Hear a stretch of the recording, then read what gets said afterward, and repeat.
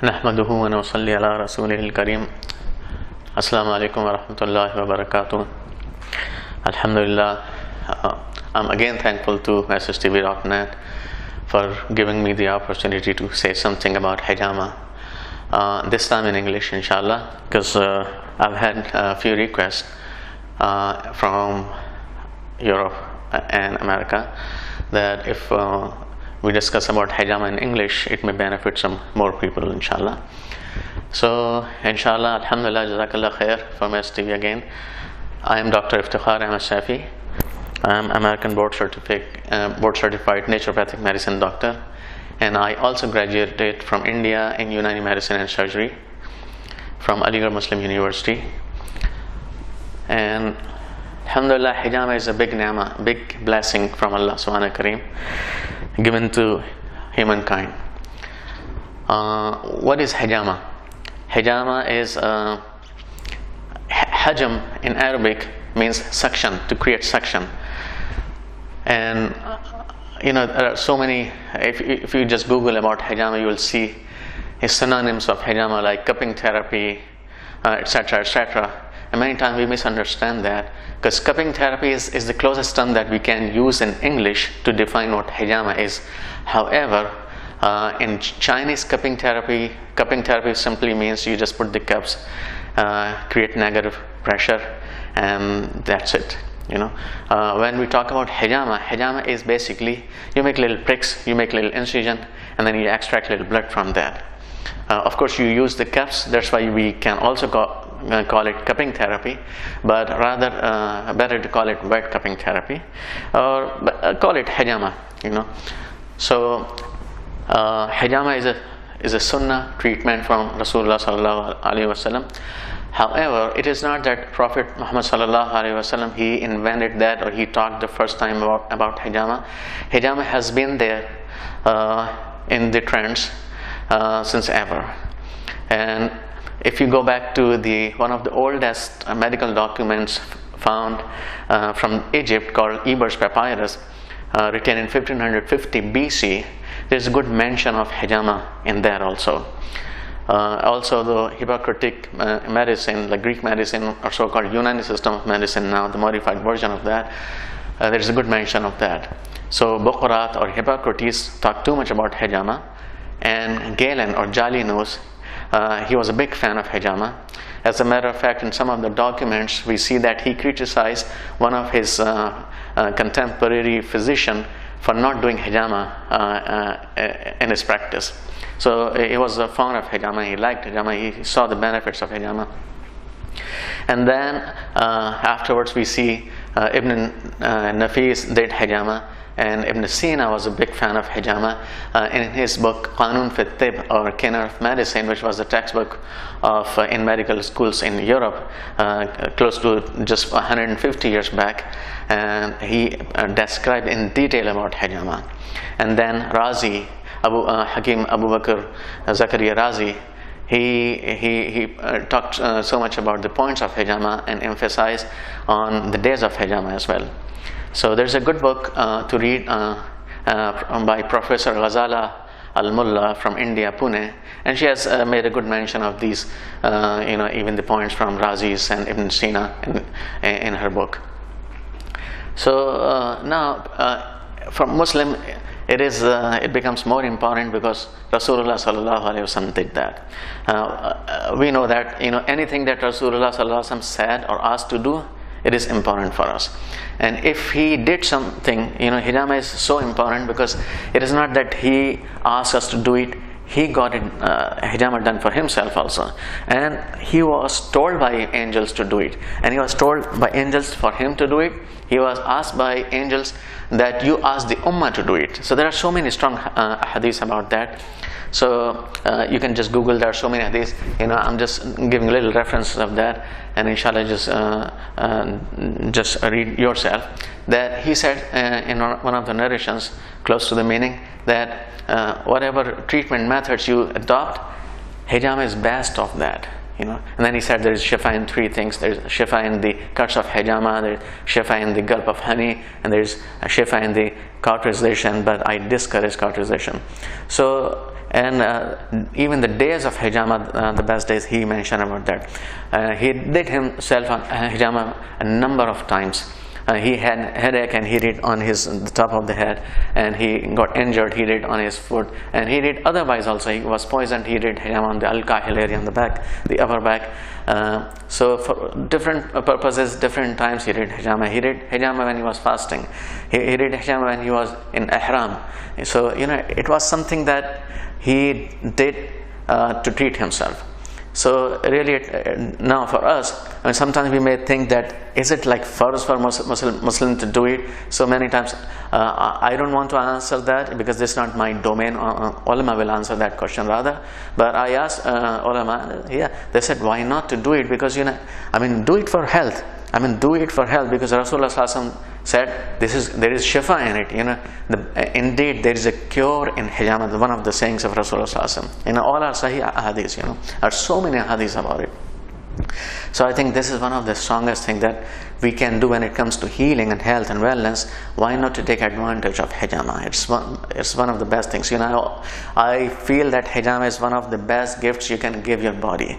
And alhamdulillah, I have done few thousand hijama. I don't know exactly how much, more than 5,000, maybe 6,000. I have no idea. But alhamdulillah, I see every time people are smiling. It helps them a lot. In many chronic conditions, I don't have time because I just want to make it as brief as possible. People really get help with hijama. Of course, you just do a little bit of changes in lifestyle and few things, and it's like a complete set. And even if we see the life of Rasulullah Sallallahu Alaihi Wasallam, many times, this is one of the questions people say, or may have this question in mind that, okay, I'm doing hijama and still I'm having this issue. See, hijama helps. It helps. However, it doesn't set a guarantee for what you do in your life. You have to take care of the causes. You have to improve the lifestyle. If there's some damage on the sofa furniture and you call the upholstery guy, he gives you guarantee to fix that. But if you don't turn off the tap, still water is flowing down from there and it's damaging the furniture. The upholstery guy cannot give guarantee for that. So you have to see what you're doing in life. Take care of those things also. And even from Rasulullah Sallallahu Alaihi Wasallam's life, we see that he talked about hijama. He got hijama done, but he talked about many other things also. He was a person who would fast a lot. So fasting is good for your health. And he would be very picky in food. He was very selective in eating, and he would eat less. And he was take a lot of care about other things also. So if we just take his life better, take as a complete package, and then inshallah we are well from it. But again, hijama is one of the best things you can do. Now from medical point of view, little we know about that. Still it is like the researches on hijama is in infancy state. But what we know is already quite strong enough that will make us to do hijama. So, and again all the time I believe that there's so much hidden in hijama. It is beyond the pathophysiological pathways that we can understand about hijama. So inshallah, many things we understand, many things we don't understand just because it is the saying of Rasulullah. Inshallah we do that, inshallah we benefit from it, and also we benefit from health, and also we please Allah and we revive one of the sunnah of Rasulullah. So from medical point of view, we understand. So everyone these days talks about donation of blood. All the doctors, they say, okay, donate blood. Particularly cardiologists, they say donate blood because it is good for coronary artery condition or heart diseases. Why? Because one of the risk factors for heart disease is iron overloading, for example, because iron oxidizes, and when it oxidizes, it oxidizes the cholesterol also. It makes more LDL, the bad cholesterol. So it is one of the things. There's a Dr. Philip D. Christopher. He's the director of the Loyola University's blood bank system. He says, people have too much viscosity in the blood, and he gives an example. He says that it's like blood is like molasses. It like flows like molasses, like it's very sticky, and this stickiness or high viscosity of the blood causes a lot of damage in the arteries and causes a lot of plaques also in the arteries. So he said it's really a good idea to go and donate, and he encourages us that we should be a regular donor actually. And there are so many studies about that, and there's one American Journal of Epidemiology. They have found out through the meta-analysis, pooling of many studies, that the regular donors, they have 88%, they are less likely to develop arterial condition like heart condition, coronary artery diseases, and they say less likely to have strokes and even cancers. So it's one of the best things you can do. Now it is even there's a study, actually a couple of studies about that. Premenstrual, the menstruating ladies, they have lesser chances of having heart conditions than their postmenopausal ladies. So once they go into the menopause, they stop the menstruation cycle, they have higher risk of coronary artery condition in comparison to men actually. So this gives a good example, because they are menstruating, so there's a recycling of the blood. So men do not menstruate, so there's a really good alternative for men that they can have hijama done. Now sometimes we can think, since women are menstruating, do they need hijama or they don't need hijama? Well, hijama, like extraction of blood, is just one of the many factors how hijama helps. So still there are so many other factors, for example, the pricks we make, they cause a lot of secretions of many positive hormones. So still, it's good, even if they are menstruating, they can do hijama inshallah. But of course they don't need so much of hijama pricks like men do in comparison. So it's a good idea for them also to get it done.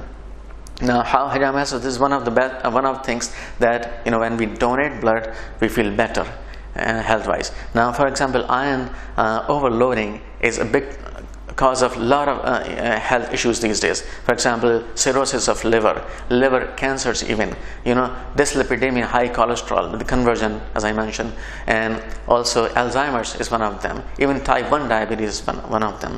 So we are a regular practitioner, we are doing hijama regularly, so we'll feel better. Now this is, the studies is just about the donation of blood.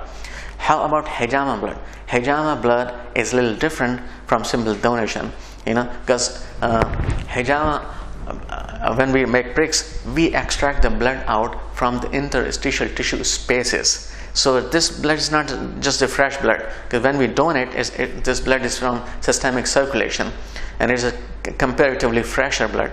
But hijama blood has a lot of debris and unwanted things with that. So it's toxicity and lactic acid and lymphatic fluid, so many things. So it is really, so if you do hijama, it is even much better than simple donation. The other is just the pricks. So when we make pricks, it causes a little injury in the local area. So this injury, there are so many studies done on that when it's like hijama is a planned, sterile and controlled injury made to the skin. So as a response, it's like it causes physical disruption of keratinocytes in the epidermis, and this as a result causes activation of innate immune system. We have two kinds of immune system, innate and acquired. So innate immune system gets activated, and as a response, it causes secretion of a lot of AMPs or antimicrobial polypeptides, and then they take care of the local issues, if it is debris, if it is the worn out cells, or whatever the toxic waste, etc., etc. So it's good. And then other is, it has some inflammatory responses. When we make pricks, it's like an inflammation on subclinical level. So inflammation is a defensive mechanism of the body. When there's inflammation, it means body is trying to heal itself. As a sign, there's a redness and there's a heat, there's a little swelling, and there's restless movements and pain. So these are all signs. Why? Because blood rushes towards that area, because blood wants to take care of the situation, whatever is going. It's like a high risk situation. So during this phase of inflammation, what happens, there's a there's a lot of influx of neutrophils. And neutrophils, as we know, they do phagocytosis, which means they engulf the bad bacteria or pathogenic microorganisms or toxic waste or debris or worn-out cell, so whatever. And so they do all the healing as a response to inflammation. The other is, there's monocytes in the same blood. Monocyte, they go through a series of changes. They convert into macrophages, and macrophages, like, they become like also phagocytotic properties. They already have that. It's like they start engulfing that. So now they become, when they engulf the bacteria, the macrophages, they become antigen, and when they become antigen, they cause in creation as a response of many antibodies. So antigen, things start going. So this is how they activate the immune system now. So many other factors, how it helps. And then the secretion of many, when we make bricks, as I mentioned in the beginning, Hijama, the extraction of blood is just one of the factors how Hijama helps. It's multifactorial.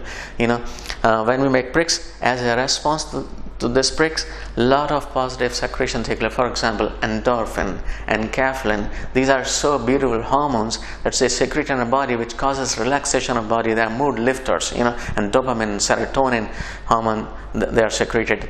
And they are natural painkillers also. And one hormone called interleukin, which balances or modulates the immune system, also gets secreted into it. So it's really awesome. The other is Chinese medicine theory. The acupuncture. Acupuncture is endorsed, approved system of medicine from WHO. Now we know that Hijama pricks are more stronger than acupuncture. So whatever happens as a response to acupuncture needles happens also with the needle of Hijama, but in a more stronger way, in a positive direction. So this happens. And then the local thing, there can be stagnation locally. So there's a pain or muscular spasm or something, or lactic acid stimulation or secretion or accumulation. When we do Hijama, we just extract that out. Now from a Unani system of medicine point of view, there can be a morbid humor. There can be a hurt which is a little aggravated. So you do tanqiyah of that, you do ikhraj of that, just extract that out. So from that point of view, it really works. Unani people who are experts, they know, mashallah, they are good at knowing about the mizaj and health, and what health is aggravated at this point of time. So they work on this accordingly. So it's one of the best things for that. Now there's a spinal theory. We have the whole spine, and we have whole nervous system running through that, and through the foramens of the spine, the ganglionic fibers of the nerves, they supply the whole body. So it's like, from the back, the whole body is taken care of. So when we do at certain points, we trigger many of the corresponding organs attached to that. So, it's like, for example, if we do just at the base of the skull, this area is responsible to supply through the eyes, through the thyroid, through the brain, so many. So it's really one of the best parts. Now in the upper part, for example, if you do alcoholism, this is good for your thyroid, for your lungs, for your heart, and so many things. So so we sometimes do Hijama based on a spinal theory only. And there's a lymphatics. We have a lymphatic channel, like we have a blood system, we have a lymphatic system also. The role of the blood is to collect nutrients, collect oxygen, collect glucose, and then supply all over the body. But the role of lymphatics is to collect the debris. They collect the unwanted thing from the body, the ammonia derivative, the waste products, worn out cells, even sometimes cancer cells, and then just extract that out. Generally how it does, it collects it from the blood, collects it different interstitial tissue spaces, and then just pours in the intestine, and then we excrete that out.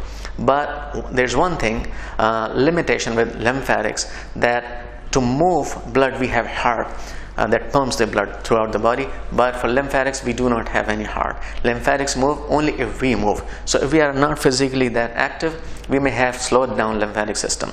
So when we do Hijama, because most of that lies in the back, so when we do Hijama, we extract that lymph fluid also out. So alhamdulillah, there are so many ways, still we are learning more about Hijama, mashallah. So what we already know is quite strong, and that's why these days, mashallah, you see that people are doing Hijama. Even a lot of sports people are doing hijama, and it's like in many hospitals in Germany, in America, they have started doing hijama. But alhamdulillah, we do it because of Rasulullah sallallahu alaihi wasallam said it. So inshallah we'll continue doing that, and we'll benefit from the science also. Why not? So, but now one thing, sometimes people think if I'm doing hijama, then I will just quit all my medication. No, it is never advisable to do that. Just keep in touch with your doctor, and he will advise you best. And even Rasulullah sallallahu alaihi wasallam, he did that, and he still advised take habbatul baraka, take kalonji seeds like it's medicine. He says take honey, and do many other things, and take ajwa, for example. Why not do that all, inshallah? So now so many people are doing hijama, and I just my suggestion to them that inshallah do it in a nicer way, in a cleaner way, and I'll just give you a tip, inshallah. So how to do that? This is a set of hijama. I want you to copy and paste what I'm doing here, and you can improve that. I'm not the final version of hijama. You can always improve that, inshallah. So keep everything clean, nice and clean. We have autoclave machine, mashallah. All these things actually, this you're saying this is like a one sheet. Everything is wrapped up here, and then we autoclave that, and we sterilize it. Everything that you see is like you pack that here, and then use the gloves, for example. And with the glove, I will touch it now, but otherwise I'm not even touching these things without the gloves. But I'll just show you because I'm not doing any hijama right now.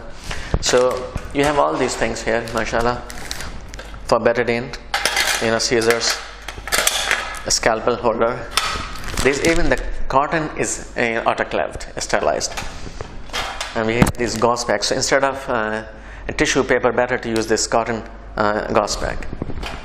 Now, in my previous video that I made in Urdu, there's some questions about that, because in the footage there's the person who is doing hijama is shown that he's using blade instead of a scalpel. So many people wrote, why you are using blade, So well, first of all, that video is not mine.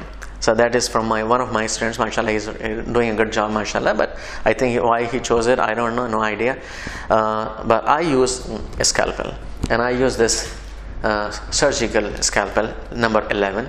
It's a really good thing, and in my practice. However, it is not against the law of hijama that you cannot use blade. You can.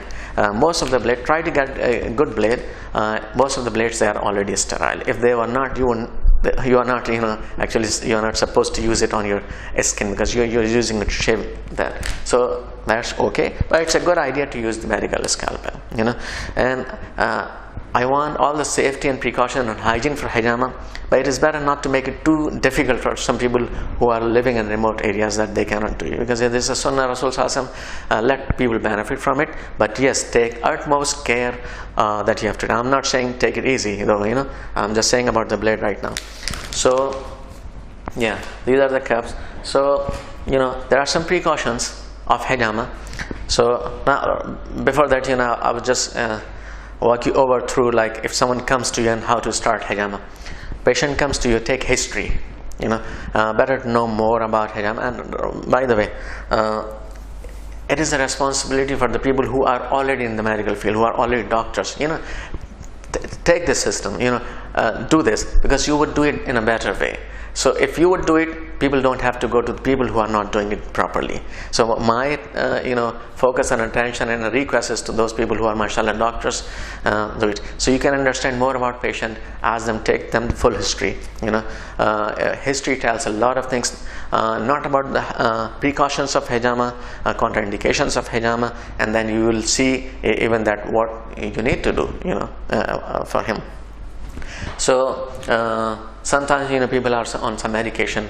For example, I'll just tell you something now here, because many times it is about, for example, if a person is taking some medication, for example, aspirin, Coumadin, Plavix, blood thinners, etc., then in the book it is written that you have to ask the person to stop that like few days before, and then you can do hijama, simply because it's hard for the person to stop bleeding when you make hijama pricks. Well, that's fine, but honestly speaking, in my practice, what I have seen, that I have stopped asking these things, because I feel it is not a good idea to stop people's medication if the doctors they have suggested, because if they are taking blood thinners, there's a reason behind that why they are taking it. So it is better not to interfere in that system.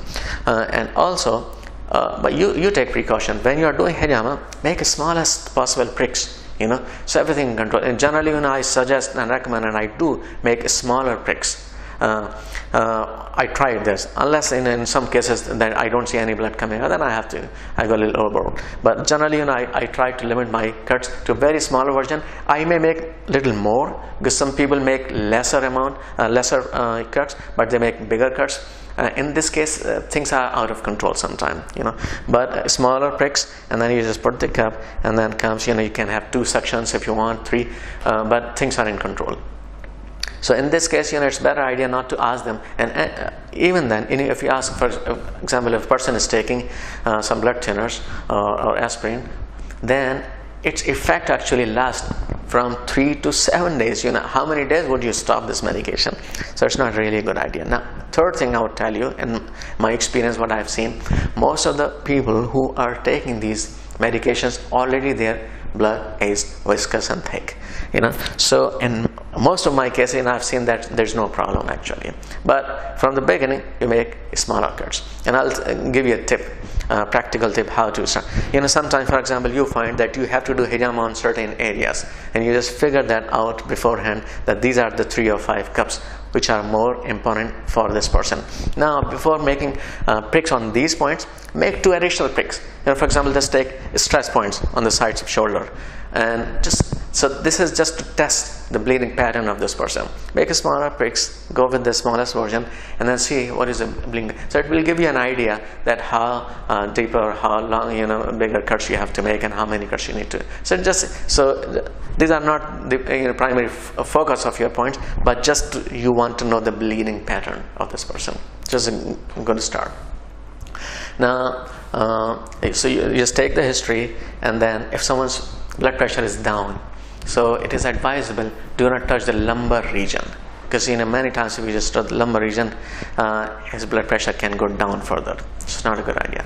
So, but if someone is hypertensive, high blood pressure, this point is the best point for him. So in most of the, which points do you have to do? You can there are so many theories that you can base your point selection on. The first is, of course, Sunnah, Rasul Sallallahu. There are some specific points Rasulullah Sallallahu did. For example, he did on the top of the head, and then he did in Ikhdain. Now, Ikhdain point is a little confusing, because many people go here and there, but Ikhdain, the best point is this on the back. This is at the base of the skull. So inshallah, we'll just give you a little photograph, inshallah, and then you will be able to see that, inshallah. So base of the skull. Now some people are hesitant to remove their hair, so just the second best option is just a little lower, but in the same meridian line. And then the al-kahil points you can do. Al-kahil is an area, it's not just 51, 55 and 1. This is area, but best points is 55 and number 1 for that. And then you can choose other places. Rasulullah also did on feet, and he did on the groins also. So, but again, many times for example, if I have some issues, I'm having a pain here. So it's not necessarily that I do here. Many times people get confused and they say, no, Rasulullah they didn't have to do it. Well, respectfully, he did it. If you can afford to do it here also, please go ahead and do it. But if you feel that too many, you need like few cups, and you need the extraction of good amount of blood, then you cannot do multiple points at that time. And this I'm telling you from Sunnah point of view. If you see in Rasulullah where he selected point based upon the need. So he was having headache, and he did here. So it's like it was like a indication based selection. So, and then he did, for example, here, hijama, this al-kahil point, he did a number of times. It's always a good idea to repeat there, and I try to just cover this point in almost all my cases. Okay, but again, you can do this point, why not? But what I'm trying to say here is that if, for example, you have problem here, doing hijama at this place is also like you're reviving sunnah, because he did it according to what he needed at the time also.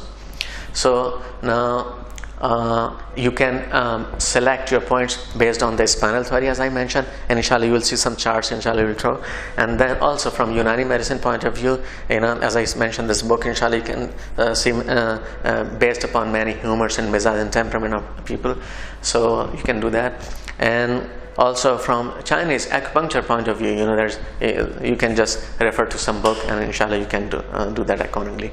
And the other is, when you move your hand on a person's back, then it really guides you where you need to do. You'll see a lot of stiffness, a lot of lactic acid, and things. And in most cases, if you do hijama on few points on the upper part here, and the lower part, basically you're covering everything. You are just making the blood to loose. You're just breaking the most important areas. Hijama is going to inshallah help you. But inshallah, slowly you will learn. Time teaches anything. There's no shortcut through the experience. So inshallah you will learn. Inshallah, post hijama precautions. After hijama, tell few things to this person. In most cases, it is a good idea just that there shouldn't be any blood coming. I'm not saying just keep on sucking the blood if it doesn't stop. Do this is a healing package, gauze package, and everything. Inshallah, it will stop blood. But in most cases, blood stops. Just clean it nicely. Give him a good feeling, because many times if it's all dirty, and then he goes, he thinks hijama is a big project. Next time he thinks twice do it. Now if you just keep everything clean and nicely, spend 2 minutes extra, clean the back, now he can go like it's like his normal regular day. He can go to work, he can do hair, it's not just okay, now you have to go and just no choice but to sleep, and then you didn't clean it properly, there's blood stains coming out. It doesn't give good impression. So clean nicely, and then he can have a little burning going on the back. Just tell him this is normal, that few hours to 1 day even you can have a little burning going on these spots. This is very much normal. Actually, it's a good sign, because like your body is going through the stimulation and activation. Nothing's wrong with that. In most cases, you don't have to put any medication on that, but you are free to do that. You can use any antibiotic cream or antiseptic cream or olive oil or braxseed oil or honey or whatever you want. Nothing's wrong with that. You can do that, but it's not a must. It's not. Now, when it comes to food, you can eat almost anything. Still, I'm trying to find the answer for, some people say don't drink milk and or milk products. I understand that fish is not the best thing to take it, simply because it has omega-3, and omega-3 is a blood thinner, so you don't want to ooze the wounds. But otherwise, I don't know. But still, I like, because you are a hijama therapist, so I'm just talking to you right now. But to common people, I say, okay, why not? Don't use anything from milk today. Nothing's wrong if you just keep it for 1 day. But so this is one thing. And the second thing is to avoid is overeating, because you don't want to rush too much blood towards the digestive area. You want the even distribution after hijama. When we eat food, a lot of blood is required to the heavier we eat, more blood is required towards that area. So inshallah, all these things, inshallah, I think this time and is clicking, and then we have to do something else right now.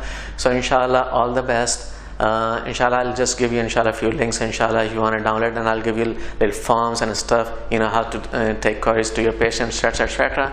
Inshallah, all the best. Assalamu alaikum wa rahmatullah.